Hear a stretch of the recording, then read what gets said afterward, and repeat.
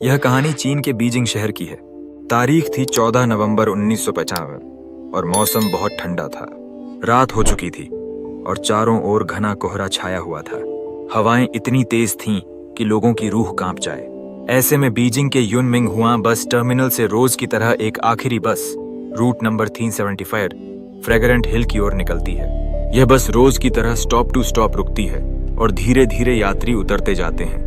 थोड़ी देर में बस लगभग खाली हो जाती है। अब उसमें सिर्फ ड्राइवर और एक महिला कंडक्टर ही रह जाते हैं। लेकिन अब भी इस बस को 7 स्टॉप और पार करने थे, जो एक सुनसान रास्ते से होकर जाते हैं, जहां घना जंगल है, ऊंचे ऊंचे पहाड़ हैं और सड़कें तंग और घुमावदार हैं। इतनी ठंड और कोहरे में उस रास्ते से बस ले जाना बहुत मुश्किल था, लेकिन ड्राइवर और कंडक्टर हिम्मत करके बस चलाते रहे। अब बस अकेली सन्नाटे में सरसराती हुई आगे बढ़ती है। रास्ते में 2-4 स्टॉप और पार हो जाते हैं। करीब आधी रात के वक्त अगला स्टॉप आता है। वहां कुछ लोग खड़े थे। एक बूढ़ी महिला, उसके साथ एक करीब 19 साल का लड़का और एक युवक युवती का जोड़ा, कपल। ये चारों बस में चढ़ जाते हैं। अब बस में कुल 6 लोग हो गए। ड्राइवर, कंडक्टर, बूढ़ी महिला, लड़का और वो कपल। थोड़ी देर सब सामान्य लगता है। कपल पीछे की सीट पर बैठ जाते हैं। लड़का दरवाजे के पास बैठता है और बूढ़ी महिला उसके पीछे की सीट पर।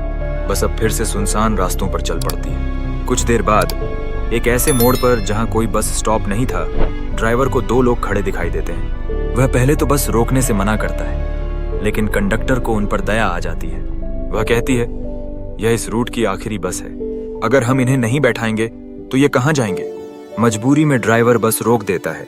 अब बस में 2 और लोग चढ़ते हैं, लेकिन हैरानी की बात यह थी कि जब वो बस में चढ़ते हैं तो 3 लोग दिखने लगते हैं। सबका पहनावा बहुत अजीब होता है, जैसे कोई नाटक करने आए हों। उनके कपड़े फटे पुराने, चेहरे सफेद और बाल बेतरतीब। उनमें से एक व्यक्ति दूसरे के कंधे पर सिर टिकाए हुए था, मानो वह जिंदा ही न हो। बस में बैठने वाले यात्री उन्हें देखकर धीरे धीरे चुप हो जाते हैं। एक खौफनाक चुप्पी बस में छा जाती है, लेकिन बूढ़ी महिला बार बार पीछे मुड़कर उन तीनों को देखती रहती है। उसे कुछ ठीक नहीं लग रहा था। थोड़ी देर बाद अगला स्टॉप आता है और कपल उतर जाता है। अब बस में बचे ड्राइवर, कंडक्टर, बूढ़ी महिला, 19 साल का लड़का और वे 3 रहस्यमयी लोग। बस आगे बढ़ती है और तभी अचानक बूढ़ी महिला उस 19 साल के लड़के को जोर से थप्पड़ मारती है और चिल्लाने लगती है, तूने मेरा पर्स चुरा लिया, मेरा पर्स वापस कर।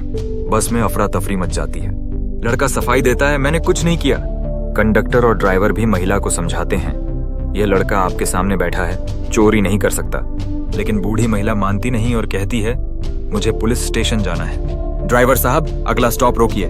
मजबूर होकर ड्राइवर अगला स्टॉप रोकता है। बूढ़ी महिला और लड़का नीचे उतर जाते हैं। लड़का बहुत परेशान होता है कि उस पर झूठा आरोप क्यों लगाया गया। लेकिन जैसे ही वे दोनों बस से उतरते हैं और बस आगे बढ़ती है, बूढ़ी महिला लड़के के कंधे पर हाथ रखकर बोलती है, घबराओ मत बेटा, मेरा पर्स चोरी नहीं हुआ, वो तो बस एक बहाना था, मैं तुम्हें उस बस से बचाना चाहती थी। लड़का चौंक कर पूछता है, क्या मतलब? महिला बोली, तुमने ध्यान दिया कि वो 3 लोग कैसे दिख रहे थे? उनकी चाल, कपड़े, चेहरे, सब कुछ अजीब था। लेकिन सबसे डरावनी बात तब हुई जब उनके कपड़े हवा में उड़ रहे थे और मैंने उनके पैर देखे। उनके पैर ही नहीं थे बेटा, वो इंसान नहीं थे, भूत थे। यह सुनकर लड़का कांपने लगता है। फिर वो दोनों पुलिस स्टेशन पहुंचते हैं और सब कुछ बताते हैं, लेकिन पुलिस उनकी बातों को कोई खास तवज्जो नहीं देती। उन्हें घर जाने को कह दिया जाता है। लेकिन अगली सुबह पुलिस को एक चौंकाने वाली खबर मिलती है। रूट नंबर 375 की बस गायब है। वह अपने अगले स्टॉप पर नहीं पहुंची। अब पुलिस चौकन्नी हो जाती है और बस की खोज शुरू करती है। सभी सीसीटीवी फुटेज चेक किए जाते हैं, लेकिन सबसे चौंकाने वाली बात यह थी कि किसी भी कैमरे में उस बस का कोई अता पता नहीं था। 3 दिन बीत जाते हैं। फिर 16 नवंबर को एक गांव से सूचना मिलती है कि एक पुरानी बस एक नदी में गिरी हुई मिली है, जो शहर से 100 किलोमीटर दूर है। पुलिस तुरंत क्रेन लेकर वहां पहुंचती है और बस को बाहर निकाला जाता है। बस में 5 लाशें मिलती हैं, ड्राइवर, कंडक्टर और 3 अज्ञात लोग। लेकिन लाशें देखकर पुलिस हैरान रह जाती है। ड्राइवर और कंडक्टर की लाशें लगभग ठीक थीं। बाकी तीनों लाशें पूरी तरह सड़गल चुकी थीं, मानो महीनों पुराने हों। पुलिस को यह बात समझ नहीं आती। 2 दिन में लाशें ऐसे कैसे सड़ सकती हैं? इसके अलावा जब बस के फ्यूल टैंक की जांच की जाती है तो उसमें पेट्रोल नहीं, खून भरा हुआ मिलता है। यह देखकर पुलिस और गांव वाले सभी हक्का बक्का रह जाते हैं। एक और रहस्य था, उस बस में इतना पेट्रोल था ही नहीं कि वह 100 किलोमीटर दूर तक जा सके।